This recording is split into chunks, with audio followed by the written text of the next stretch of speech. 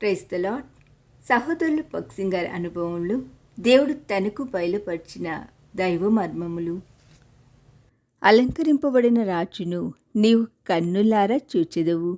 యెషయా 33:17. పై వాక్యము ద్వారా నేను దూరదేశమునకు పోలనని ఒకసారి దేవుడు నాతో మాట్లాడెను.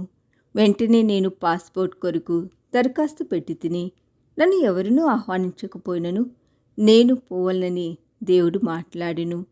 సాధారణముగా పాస్పోర్ట్ కొరకు 1 మాసము సమయం కావలెను.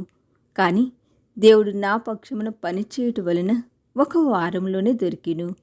ఒక దినమున మౌనోద్యాన సమయంలో దేవుడు బలముగా యెహెజ్కేలు గ్రంథం 8:1 ద్వారా మాట్లాడెను. 6వ సంవత్సరం 6వ నెల 5వ దినమున ప్రవ్వా ఈ మాటల అర్థమేమి అని అడిగి తిని అంతట దేవుడు 1946 సంవత్సరం జూన్ నెల 5వ తేదీన నీవు లండన్లో నుండవలనని నాతో మాట్లాడెను. అప్పుడు ముంబై నౌకాశ్రయంకు వెళ్ళి 5వ తేదీ లండన్ చేరినట్లు ఏదైనా నౌక కలదా అని ప్రశ్నించి తిని ఉన్నది, కానీ అందులో స్థలము లేదని వారు చెప్పిరి.